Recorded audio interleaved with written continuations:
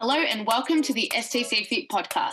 I'll be your host today. My name's Nat Jurek, and with me I'll be joined by Ben Scott and Jason Galea.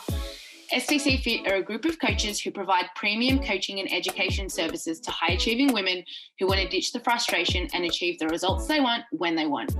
On the podcast, we'll be discussing all things related to our 5-step method to experiencing total clarity in knowing how to achieve your goals, present and future. The podcast is brought to you by @STC Fit for all your online and personal training needs. If you enjoyed today's episode, please give us a share and tag @NatJurek_STC Fit, @BenScottSTC, and @JasonGalea_STC. Hope you enjoy the show.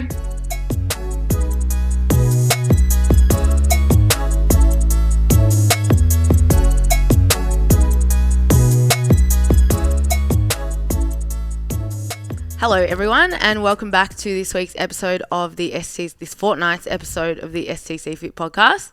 So this week we have got another guest episode, and this is one that I have been wanting to have for probably as long as we've had the podcast. So finally I'm very excited to have Amy Beth on the podcast. So welcome, Amy. Hello, thank you for having me. I'm so excited. So for those of you who don't know, I'm assuming there probably will be quite a few of you who do know who Amy is. Amy is a mindset coach. She's actually been my mindset coach for 2.5 years now, I think. Sounds about right. Yeah, so obviously I have had the privilege of being able to be exposed to her wisdom and her knowledge and experience all of the things that she can bring. And obviously, we work alongside the mindset pillar inside of our coaching. And I think that Amy can bring a lot of value to what we would assume, we might not assume that, we can bring these concepts into our health and our physique and our fitness and our progress and our results. But I really wanted to bring Amy on to discuss how we can use her strategies and the things that she works within to our advantage to have better, more fulfilling results. So welcome to the podcast, Amy. Thank you. Would you like to tell everyone who you are, who you work with, what you do, just so the listeners can get a good understanding of what you do and what you're about? Yeah, absolutely. And thank you so much for having me on. I'm so excited because as you would have known, the mind-body connection is a really important part of the overall health journey. So a little bit about me. I started my journey probably about 10 years ago now. I was diagnosed with, or undiagnosed officially, with a condition called fibromyalgia. Now, it's a very, very loose term, but basically there was lots of things like chronic fatigue, migraines, hair loss, weight gain or weight loss. There was I think there's about 50 symptoms that you can possibly have at any given time. So for me, that was the pivotal turning point where I went, okay, I don't like the way life is going. I need to do something about this. So I believe it was a ex-partner's auntie, might have been, I think at the time. She was into the natural side of health, and I got into that with her and did some hypnosis, and I started to see some real changes in my overall health. After the hypnosis especially, I saw that a lot of the symptoms that I was having just disappeared in a matter of weeks. So that really started the snowball effect of, wow, this has got some legitimacy to it. What's this about? So, some personal self-development. I hired a holistic counsellor. I think I've been seeing her for about 6 years on and off. She's now become a mentor. I did early childhood education, which helped me understand the development of young children, which as we talk more, you'll understand how that comes into play. And then obviously moving into the life coaching side of stuff, which, it has so much validation when used in the right way, because in order to move forward, we do have to look at what's holding us back. And that usually stems from the past experiences that we've had. So yeah, that's a little bit about how I got to where I am. But yeah, the journey's been very up and down. It's not a straightforward journey. It has its challenges, and if someone said to you this is going to be all sunshine and rainbows, I would actually laugh, because as you would know from experience, it's definitely not all sunshine and rainbows. It requires quite a lot of resilience, quite a lot of willingness to go into places that are uncomfortable. Yeah. So it's not for the faint-hearted, but it definitely has its benefits if you can push past that fear. So Yeah, so tell us a little bit about, like, I know that I have, like, referred a lot of, like, my own clients to you. I know Ben has done the same, and even coaches inside of our network.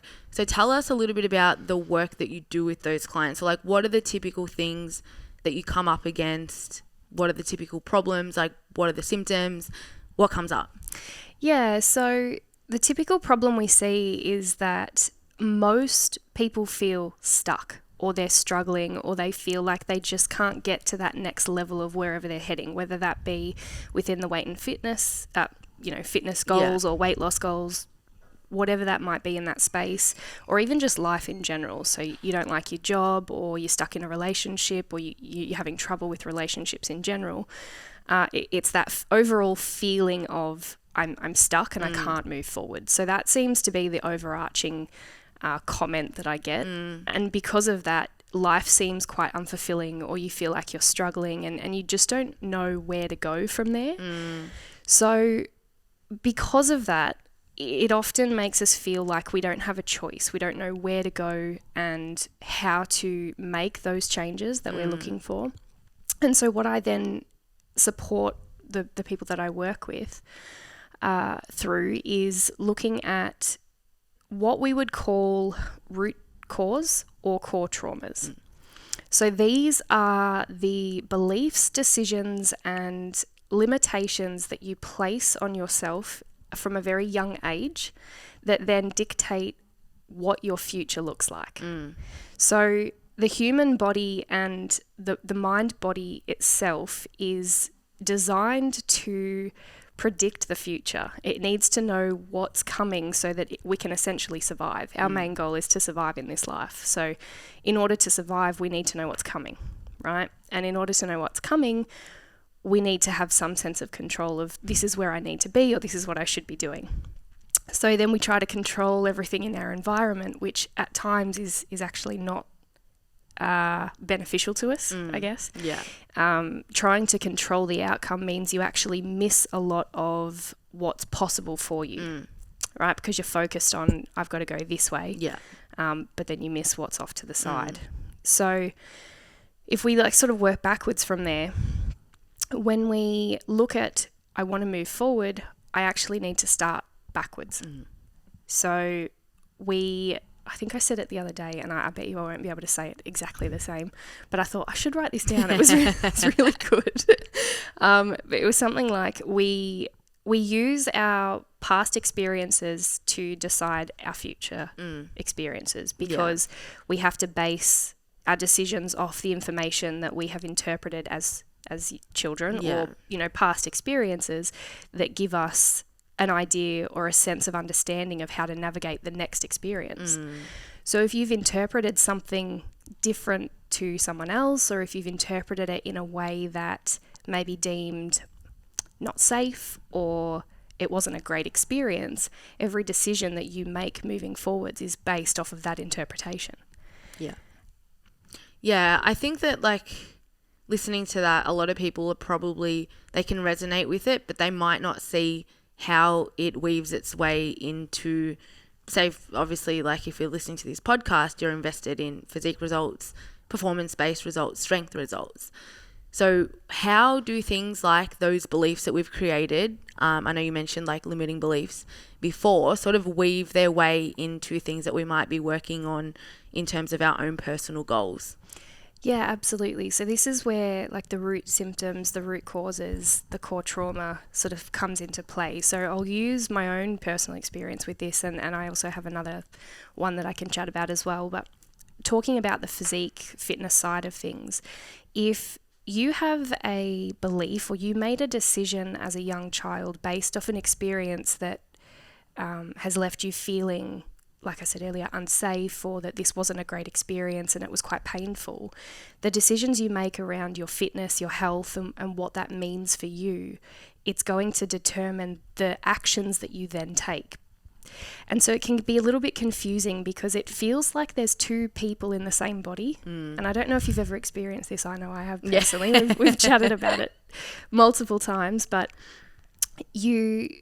you have all your experiences as an adult, and you go through life and you see things, you have an awareness to a certain degree, but then for some reason you can't quite move past what you think you know. And so then that's where this, I'll say other part, this is what we would call an ego, or some people refer to it as a wounded child or an inner child, depending on which part of the space you're in. But this ego is the part that keeps us safe, and this part of us is what's making the decisions. So in terms of health and fitness, I had made decisions when I was younger that my body needed to be perfect. I needed to be perfect in order for me to have happiness. So perfection equaled happiness, which means the all or nothing mindset. Yeah. Needing things to be perfect. So if my body wasn't perfect, then I wasn't doing well. I wasn't going to be happy. So you can see then, as a narrative, that's going to cause a lot of trouble. Yeah. If I'm putting on weight, I don't like what I see, or if I'm not what society deems as a perfect physique, then I'm going to be unhappy with what I look like, and I'm going to strive to things that aren't necessarily healthy for me because I'm worried about what it looks like and what I will get because of that. Yeah, I think for a lot of people, like listening to this, and I know like our client base struggles a lot with, or our demographic struggles a lot with, self-sabotage and the all or nothing mindset. I think the biggest, I don't really know what to call it. It's just like a truth bomb, is that these things happen so early on. And I think that that's probably where a lot of people just don't have the awareness that that's kind of like where these things originate from. So like, we talk a lot about the growth and the ownership mindset and pulling yourself out of like a deflective state or a fixed mindset. And it's such a huge realization that we've created these beliefs such a long time ago, and that they've just stuck with us for all of this time, that they've now just become something that we run on as an autopilot basis. Absolutely. And that's a perfect description there, autopilot or blind spots, as they're often referred to. So you have to understand that when we're younger, between the ages of like 1 to 7, we're basically just sponges. All we do is absorb information, and we take on that information. We actually don't have the cognitive development to understand life from someone else's perspective. So if we're just absorbing all this information and we interpret something a certain way, we don't have the ability to analyze that it could possibly be something other than what we've seen. And if that's what you then learn, if you're not taught otherwise, that's the decision that you then carry with you as an adult. So because of that, it becomes an automatic response, because that's what you learned. So that's how you respond to that circumstance, that environment, that experience. And so you don't see it. It's a blind spot because it's so familiar to you that you're not aware that it's actually not necessary for you. Something that you speak about, I've heard you speak about before, is the idea of truth versus belief. And like I've heard you use the analogy of the sun. And I think that that's, obviously we've got our processes for, in the moment, getting yourself out of like a deflective or a fixed mindset. But I really like that analogy. So I'd love for you to be able to share that with the listeners, because it just blows your mind, like how much we can actually believe these things to be the truth. And like the way of going through that is a really good way of recognizing, or a really good way of pulling yourself out of that. Yeah, absolutely. So if you look at the definition of truth, it's a fact. A fact can't be changed. It can't be disputed. It's hard evidence, right? So it's true that this table is made of wood. You can't dispute that, right? It's made of wood. So when we look at our emotions, or when we look at how we're feeling, it's important to look and begin to learn to question what you're feeling. Is this a truth? Like, it's hard, it can't change, or is it something I believe? And so the analogy that you're referring to, the sun comes up every day. Okay, the sun is there. It comes up every day, whether we can see it or not, whether you're a morning person or you're a night person. So the feeling is you either like it coming up or you don't like it coming up. The fact is, the truth is, it's coming up either way. Yeah. Right? So there's the analogy. How to apply that to our everyday life and understanding how that can support us moving forwards. For example, if we look at a belief in the gym, for example, I don't I don't believe that I can lift this weight. Is it an actual truth? Or is it something I believe about myself? Have you tried it? Have you done everything you possibly can to see whether or not it's possible for you? Or is it just something that you decided before you actually went for it? I had a conversation with someone recently and they said, I just can't see how this applies to this space. And I said, all right, let's chat about it. And so the end result was, I want to build this future. I want to build this thing, and I see this person over here and I want to reach like they have and create a space that they've created. You know, I see that and that's what I want. And I said, okay, tell me why you feel you can't have that. And they said, oh, it just doesn't feel possible for me. I said, yeah, totally understand. That's really valid. You know, it feels like it's not possible. I said, so if that was true, that it wasn't possible for you, then it's a hard fact, which means it's not possible for anybody else. Yeah, for them either. So the person that you're trying to reach towards, they wouldn't have what you're looking at. It just wouldn't exist because it's not true. So you can see that the truth versus the belief is very different. And so we want to lean into that so much so that we start to uncover, is this just something I'm feeling and a decision that I've made somewhere along the way? Or is this an actual fact that can't be changed? Yeah, the reason I like it is because I think once you kind of see it, it's really easy to humour yourself for it as well. Like I was having a conversation with a new client yesterday and she was like, you know, my weight has just stalled and I really want to get, you know, another 5 kilos off, but I just feel like it's never going to happen for me. And I was like, this is exactly one of those scenarios where it's like, has it happened for someone else? Like, has anyone else in the world moved through a stall? And you can really start to call yourself out on that like fixed mindset where you kind of just like pull yourself down. Yes. And I like that you can humour yourself for it because once you see it, you're like, oh, fuck. Like, everyone else has done it. Like, I'm not special. Like, why wouldn't I be able to do it? Yeah, and it's so interesting you say that because our mind will try to rationalise all the ways that it's not possible for us, but that's it. Once you can see the humour in it, it quite often diffuses that initial feeling or that fear reaction to the experience. So, yeah, it's a very interesting process to watch. Yeah. So you mentioned before the all or nothing mindset, and it's something that you've had experiences with in the past and even just like self-sabotage and overthinking what you're doing.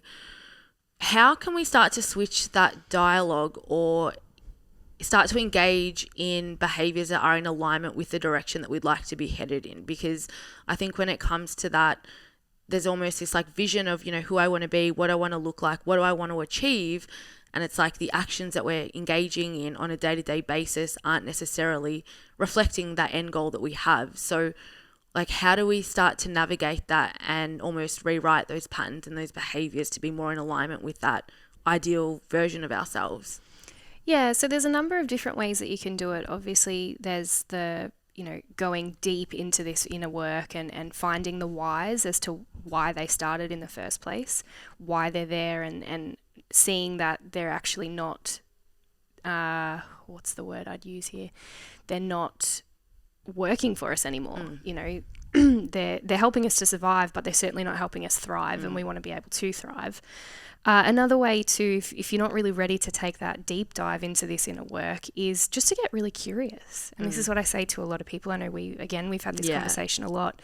Just getting curious. And from curiosity, there's actually no judgment. You're not judging yourself. You're not judging the experience. And so by just being curious about what's happening, you get an overall picture of it's just this thing that's happening in front of you rather than happening to you. Yeah. And so you can pull back from the emotion of it a little bit and then just view it for what it really is. So by being able to get curious about how you feel, you can then again apply that truth versus belief. If I'm really curious about this experience when it comes to training or nutrition, and you know, nutrition's a really good one. When you look at, do I need to have this food? Do I need to be doing what I'm doing? If I get really curious about why I think I need to do this right now, why is that? Why do I really need to do this? Or why do I feel like I should or shouldn't be doing this, whichever way you want to go about it. And then from that curiosity, you can go, okay, well, if that is actually true, it would have to be true for everybody. Yeah. And again, with that, if you're having trouble seeing it from your own self, I would apply it to someone you care about or someone you respect or someone who you're very close to.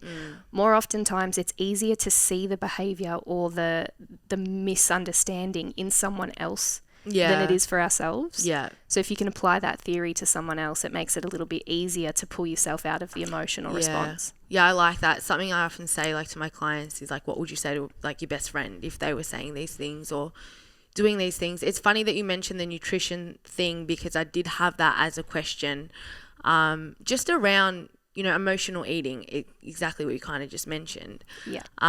So you kind of started to scratch the surface, I guess. But it is one of those things. I know binge eating, I'm going to kind of put it in quotation marks because whether or not it actually is binge eating is up for debate. But emotionally driven eating, I'd probably be more inclined to say, is something that a lot of our clientele and, you know, community seem to struggle with. So, like, how does that present itself? And obviously you just started to sort of unpack that. But what are some of the steps and some strategies that, you know, people can start to use to navigate that or work through that? Yeah, absolutely. One thing I found really important through my studies with early childhood education that really flowed into the adult behaviors was the two things that children have absolute and total control over are when and if they go to the toilet and their food. That makes so much sense. Doesn't it? Yeah. Right. And so as adults, we don't think anything of it. Yeah. But if you again take the understanding that everything we're doing has come from when we're children and the beliefs that we've decided, if the only thing that we can control is the food, and that was the one thing we had control over or the one thing we feel we can control, then the decisions that we're going to make around our nutrition as adults are going to be affected by that. So it could be, again, when you take into that perfectionist mindset or the all or nothing mindset, how you feel about food or how that plays a role into your physique or how that plays a role into needing to control your environment, they're all going to determine your results. They're all going to have say in what happens for you moving forwards with your nutrition. For me personally, I found that when I was, you know, not liking what I saw in the mirror or I was really struggling with my body and my body image, the more the more I knew that I wanted this body, the harder it was for me to actually eat what I was supposed to be eating. So when you look at foods, and this is just like one aspect, there's so many different avenues, but one aspect of food is we all have an energy signature, you know, and that's not, it can sound quite woo-woo, but science can prove that we all have an energy signature, food included. So if you think about the energy that junk food or carbs, for example, might give off as opposed to a salad or something that you would put in the healthy basket, it's dense, it's heavy. Junk food is filling, it's whole. So if you're not feeling those things internally, personally, you're seeking that. So you're then more likely to reach for the things that help you feel that way. So when you're feeling good or when you're feeling positive, you've got a good body image, it's easier to reach for the things that feel light and airy and good because you're already feeling that way. Yeah. So you can see if you're not conscious of those beliefs or you're not conscious of that level of need, it would definitely have an effect on what you're eating. That's actually blown my mind. It's crazy. And like, obviously we've done a lot of work together and I can see, you know, where we might seek things elsewhere, but I've never thought about it in that capacity. That's crazy. Yeah, and that's it. There's so many facets to this, and I could literally sit here and talk for hours, but that was one that really stuck with me too, when you look at the energy of the food and what that represents for you. So if you're not feeling good about yourself, you're going to reach for things that mimic that feeling.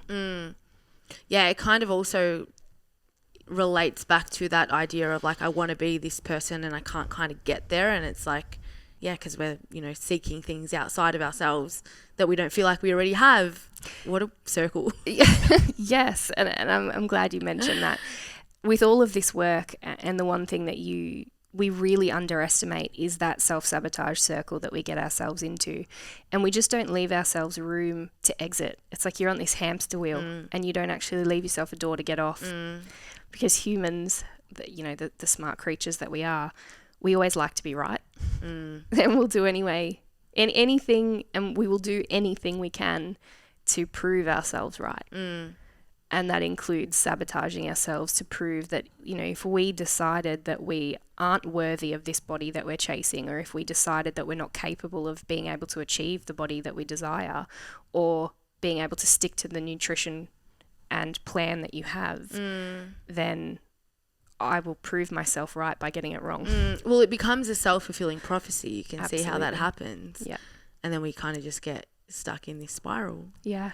What a fun place to be. Isn't it? So you spoke about perfectionism before, and you touched on body image. I think inside of that comes comparison and judgment and all of those things. So just thinking about, like if we have a think about progress and results, something that we see quite often is progress is happening and that person can't necessarily see it for what it is. Or the alternative where it's like, when I get to X, then I'll be happy. Then everything will be fine. And then, you get to that point and nothing changes. It's like I get to the scale weight, I want to be 60 kilos. You get to 60 kilos and you're like, nothing's different. Like I'm not any happier than what I was before that. So where does that come from? Like how does that sort of manifest itself? Yeah, great question. This is one that stumps quite a lot of people, and I know this is something, again, that I've experienced, and I know we've had conversations about it as well. So it's when we look at, I need to be over here, I want to be over here, I need to be at this goal, by the time you get there, you feel unfulfilled, right? So when we talk about energy, people might have heard the saying like for like, or like attracts like, or you get more of what you give. Yeah. Right? So if you're not conscious of those limiting beliefs, those blind spots that you have, all of these things are happening automatically. They're happening subconsciously. So when you say, I need to be at this goal weight, or I need to be over here at this goal line, what you're saying is that I don't have it. So by saying I don't have it, you're actually going to get more of nothing, or more of the same thing. And you put an expectation on a need to be something outside of yourself. It's like, only when I have this will I be happy. So if you think about energy and speaking that into existence, right? What you feel and what you say is what you get. If you're saying I need that in order to be happy, what you're saying is that I don't have it. Right you get now. more of nothing, or you get more of being unhappy when you reach that goal, because you don't believe that you can be happy without it. Yeah. So then you're never actually going to reach the feeling that you're looking for, because it doesn't actually come from reaching the goal. It comes from a decision that you made about where you're headed. And sort of off the back of that, this is the difference between having a goal and having a vision. You literally just jump ahead to like the next question that I'm going to ask you. Sorry. Continue. Look, they do kind of tie in, I guess.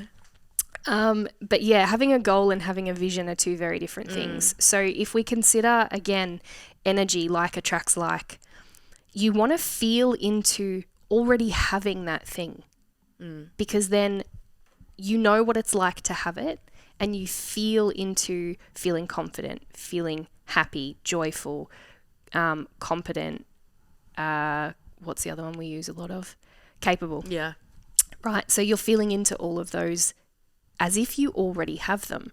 So then you know what it feels like to have them, which means the things you want just come at you more naturally because you're not chasing them.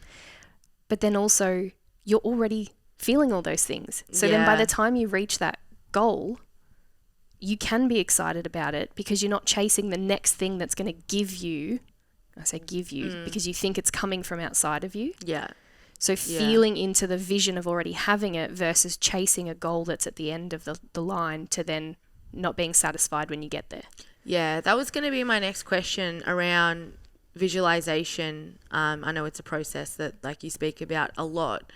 and how we can use that to our advantage. So if you are someone who is kind of like, insecure and not feeling confident, not loving the way that you look, it can sound like a lot, and it can sound really fake and forced to sit there and say, well, I am capable, I am confident. Like, you can feel really icky if you don't feel like that, or if you feel the total opposite end of the scale. So like, what can we use, what tools and strategies and processes can help someone start to step into like that feeling place? Yeah, I love that. So the first thing that I really want to share with you is our body doesn't know the difference between real or imagined. So just for the listeners out there, if I want you to imagine that you have a giant lemon, you've got a big slice of lemon, and as I'm saying this, I can see you going, oh, where are we going?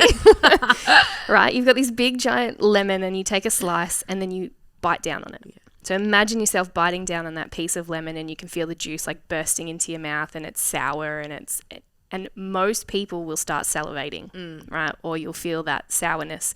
For those of my generation, I want you to imagine putting a warhead in your mouth, and imagine you can just feel your mouth sucking itself inwards, right? So what that shows us is you're not actually eating a warhead and you're not actually eating lemon, but the body doesn't know that that's not happening. So this is really, really powerful stuff that shows us that because it doesn't know the difference between real or imagined, it's really important that we see into what we want in order to create it.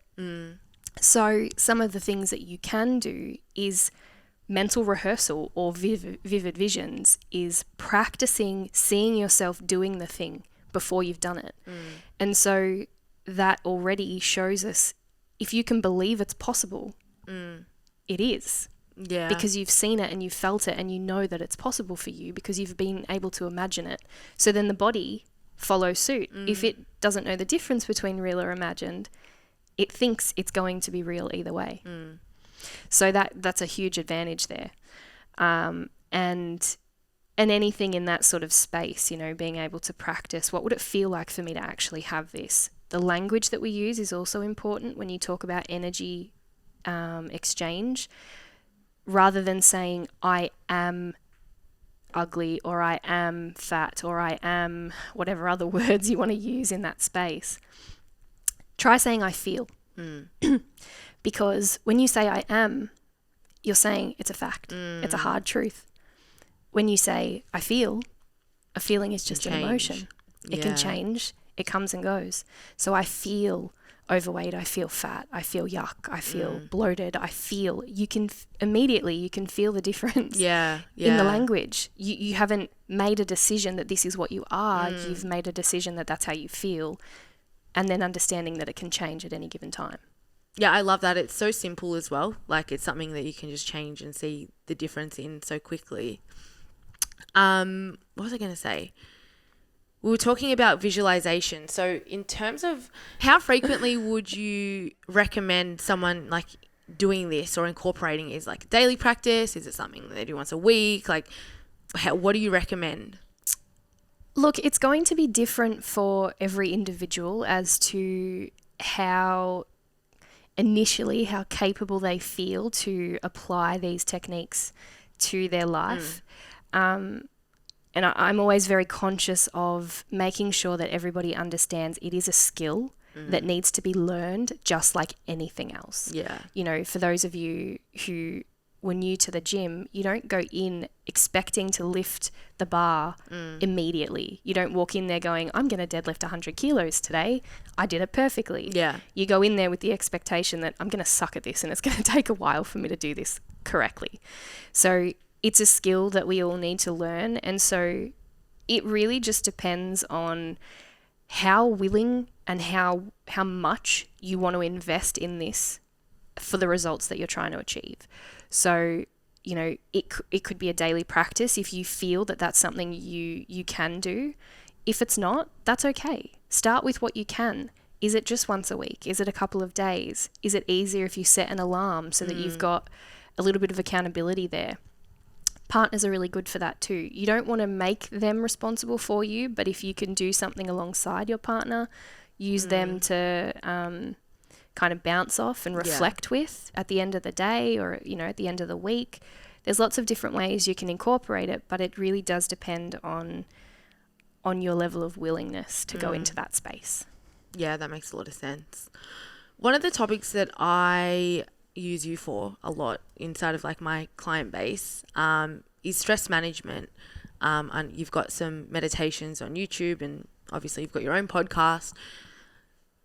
When we think about, being in a really heightened state of arousal, and I guess like that influencing our decision making around, the behaviors that we would like to exhibit, those mindfulness strategies and obviously like the meditations and whatnot that you talk about, how can we use them to our advantage? And I think that one of the main barriers that a lot of my clients personally come up against is like, number one, like I just can't do it. Like it's too hard. It's not for me. And number two, like I just don't see the benefit of it. Like I tried it once and it's something that I've never really seen the benefit of. So how can we use these to like better manage our stress or our emotional state? Because we know we make better decisions when we're in a better emotional state. Yeah, absolutely. And when you say better emotional state, what you're actually referring to is how safe we feel at the time. And we don't realize that often because it's not something we're aware of. We don't know that our primal instincts are kicking in here and it's about being safe. So when we feel safe and powerful and in control, and when I say powerful, I don't mean like I'm all powerful, mighty. Like I'm talking about we feel that inner power that gives us the courage to do the things we want to do. So, we quite often hear, as you mentioned, oh, I can't do this. And I've heard this a lot with journaling. Oh, it doesn't work for me. I've tried it. Totally understand. It isn't for everyone all the time. But these things that we can use to our advantage to minimize our stress are highly important because stress comes from, as I said, feeling unsafe, feeling unsure, or not being in the present moment. And this is a really important part of the whole journey because we hear a lot, and these terms are used, probably overused almost nowadays, talking about depression and anxiety. They definitely exist. I'm not saying that they don't. But do you have anxiety or are you just an anxious person? There are differences. Do you have depression or are you just feeling depressed at the moment? There are very big differences between the two. And they both allude to, I'm either stuck in the past because I can't change what happened and I'm feeling like I need to be in that space, or I'm feeling anxious because I don't know what's coming and I don't know how to navigate the future. So I'm worried about the future or I'm worried about the past, which means I'm not here in the present. So we need to find ways in which we can utilize what we do have, the tools that we have to bring us back to the present, which is why people will suggest journaling, meditation, breath work, all those, grounding, getting out into nature, putting your feet in the grass. The feedback that we get often that you mentioned before is that I can't do this or it doesn't work for me is oftentimes resistance. Yeah. So the resistance comes from, if I do this, it's going to take me to a place that'll make me uncomfortable. Yeah. Yeah, I've felt that 100% as well. Yes. And again, like I can attest to that too. It's like, I don't want to look at this right now because I know if I have to admit whatever I'm feeling, it's going to hurt or it's painful, or oftentimes we don't want to admit to the things we think because they make us feel really bad about ourselves. And if they're true, or if we think that they're true, saying them out loud actually makes them feel real. So if we don't make them real, then it's much easier to just pretend like they don't exist. Yeah. But being able to admit how we're feeling or admit what we're stressing about or just admit in general to what's happening in that moment is actually where our power lies. When you can admit to what you're feeling, you then allow yourself the ability to see it for what it really is. Again, having that awareness and being able to look at it from curiosity. But you can't look at it from curiosity if you're not willing to accept that it's even there in the first place. So journaling is a prime example of that. I've had multiple clients and people that I work with come to me and say, I can't do it. I sit down and nothing happens. My brain goes blank. I said, yep, I totally get it. What if we move away from it needing to be perfectly written? What if we move away from it needing to be a quick fix and you're literally just word vomiting onto the page? You just want to write about your day or write about the things that have happened, and don't necessarily put pressure on it to be anything other than, I just need to brain dump right now. And interestingly enough, and not surprisingly, it works. Because you take the pressure off what it's supposed to be, and it's like, oh, I can do this. Again, truth versus belief. Yeah. It's possible for everybody. It's just whether or not you're willing to see the reason you couldn't do it in the first place. It's funny you say that, because I'm just thinking back to, like, I've had some clients recently just, like, you know, struggling with certain things. And even, like, acutely, obviously, it's a little bit more filtered than if it was in a journal. But it's like the check-in is like, blah. It's like, everything fucking sucks. I can't do this, blah, blah, blah. And then the following month is everything is just, like, perfect. And, like, they've just, like, seen everything for what it is and then just been able to move through it. So that's, like, a really acute example, and obviously a little bit more filtered than what you might express to your online coach. Yes. But it's just I can see it, like, as a really prime example of being able to witness your own thoughts, and, like, the check-in is a really good place to be able to do that. And then obviously, like, you just see that follow through the following weeks and month, and it's like, fuck, like, that's cool. Yeah, absolutely. And you can see, just like, think about it as a release of energy too. I know, again, some of this can sound really woo-woo or a little bit like hippie, whatever, as Ben likes to call me, I'm a hippie. But realistically speaking, if you're holding on to all these feelings, all these thoughts, they're not just nothing. They have an energy signature. So if you have all of that energy inside of you, just festering is probably a good word. What's going to happen long term if we don't acknowledge all those things that are building up inside of us? So giving ourselves a platform that's non-judgmental, that's safe, and that's something that you guys, you've built, STC Fit have built, that your clients feel safe enough to be able to express those things to you, and it provides a platform for them to just purge what doesn't serve them anymore. So energetically, as they're typing, it releases.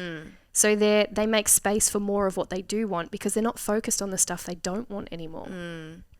Yeah, I think it's an important message, especially for, I hate to say it, but like the type A perfectionist person who doesn't want to express those things because it's wrong and I have to be perfect and, you know, I can't say these things and everything has to be good and sunshine and rainbows. And like, I've definitely been there before. Like, I've had previous coaches that I've lied to because, you know, I didn't want to admit that, you know, things were hard. And I think that giving the permission slip to be able to say those things and like feel those things, move through them, is so empowering on a long-term basis. Absolutely. And I think I've said this too, you know, you've been my coach for close to 6 months now. I think you've been taking care of my training and my nutrition, and even for me recently, you know, I was going through some body image issues and some weight gain that I wasn't happy with, and I fell off the radar for a few weeks. But knowing that each week I could check into that space and just have the safe space to say, you know, this is how I'm showing up, this is all I need to do this week, and have that support there. So then admitting that I made a mistake, or admitting not even a mistake, just this was my choice this week. Yeah. And for a coach to say, cool, what are we going to do next week? Where do you want to go with this? You know, if you don't have a coach who's supporting you in the down moments of your training, nutrition, of your life, of whatever that journey looks like, I'm going to say find a new one, because you don't want someone there who's just going to berate you, or when I say beat up, I mean emotionally, like they're telling you off for not doing what you should be doing. Don't get me wrong, at times, you know, coaches have to poke the finger and say, hey, what's going on? You know, we need to really look at this. But ultimately, the coach is there to support your journey. It's your choice what you do. So then those type A personalities, and like I'm myself, I've had that problem before where, you know, I think I've said to you before, I went in and I couldn't do the exercise right. I cracked it, cried, and left. Yeah. Like, I couldn't do it, so I'm out. Yeah. Right? It's like, that's being able to admit that out loud. It's like, that was my choice. I know I got stuck in my own fear, my own self-judgment in that space. It's about the honesty, having that real honesty with yourself, and knowing I do have perfectionist tendencies, or that all or nothing narrative, but if you let it define you, nothing's going to change. Yeah. Yeah, I like what you just said about I made a choice, like I made this decision, and being able to own the decision that was, you know, potentially not in alignment with what you actually wanted. And something that I see a lot of people struggle with is like understanding that that is a choice, or even feeling guilty for what's actually happened. I think that when you can own that decision, takes away a lot of the guilt because you recognize that, you know, it was your responsibility. Like, how do you get to that point? Because it's something that, especially as we roll into Christmas and like the festive season, and obviously decisions around nutrition and understanding certain trade-offs to behavior is something that we're having a lot of conversations about. So what would you say to someone who's, you know, nervous and a bit scared about how they might handle the next couple of months and almost come out of that beating themselves up for what happened? Yeah, I think one of the main points that I make to all the people that I work with, and something that I worked on within myself too, was learning to accept mistakes, learning to accept, or as one of my coaches actually said to me, don't look at it as a mistake, look at it as a mistake, right? And think about children. A child doesn't just, I mean, some, they can be geniuses, but most children won't just stand up one day and start walking, right? They get up, they fall down, they get up, they fall down, they take a few steps, they fall down. It's a process. As adults, we're not used to learning, we're not used to making mistakes because we get so proficient in doing things effectively, at doing things right. So if you're heading into the season worrying about what's going to happen, or if you happen to drop the ball or you don't do something that you thought you should have, be kind to yourself. There was a reason why you didn't do it the way you wanted to, whether you're conscious of it or not, whether you're aware of it or not. And another thing that humans don't like to do is be responsible. Because with responsibility comes pressure, comes expectation. And if there's a possibility that having responsibility means stuffing up, getting it wrong, you know, looking bad, if we're worried about what people are going to think of us or what that then means about us if we get this wrong, then we try to avoid it at all costs. So I don't want to be responsible for this, and that's where blame comes in. Well, it was, you know, there was too many things on the table and everyone else was eating and drinking, and so I felt like I had to as well. That's where you mentioned before about choice. Whether you're conscious of it or not, that's still a choice. You're choosing your behavior whether you're conscious of it or not, based off experiences that you had when you were younger. You're navigating these experiences from a place that's automatic. Yeah. So taking responsibility for that and going, what are my patterns? Does this happen all the time when I'm in a social setting? Does this happen when I'm nervous? Does this happen when I'm unsure? Like, what are my triggers here? What are the things that seem to be affecting me, and when are they happening? And if you're not sure or you can't see it, ask someone close to you, because I bet you they will know. Yeah. You know, other people will see things before you because you don't want to look at them because they're painful. Or you don't want to be responsible, right? So then other people will be able to say to you, oh yeah, you always do that when you're out here. Not as a judgment, just as an observation. It's an unattached observation. So, you know, use the people that are closest to you that you trust to say, when do I do this? Because I know that I keep doing this, but I'm not sure why. I like that, and it's very helpful to have a coach in that area as well, if I do say so myself. Yes, and that's what I love about being able to provide in this space. That was the most important thing for me through my own journey, to have the support network there that can point out, do you see when this is happening? Maybe that this is what's going on, and most often, you know, everyone will sit back and, oh yeah, I can see that now. Like the realization, like, yes, I did just do that. Yeah. Oh, thank you so much for coming on. I am blown away, and we talk weekly, so I know that everyone else will get a lot of insight out of this episode. If you guys are thinking about working with Amy, go and do it. That's all I need to say. No, thank you so much. It's been an absolute pleasure. Tell the listeners where they can find you. You have a podcast. Go and plug that so everyone goes and listens. Awesome. Look, the podcast is really new. It's Think Less, Feel More. You can find it on all the major podcast platforms, Spotify, Apple. So I think at the moment there is only about 3 episodes, but they'll dive more into the core trauma stuff, the root cause. So if you want to go have a listen to that. And I'm on Instagram. So AmyBethAU. You can find me on there. If anyone ever wants to have a chat, I'm always down and open to having a chat about anything that they're struggling with.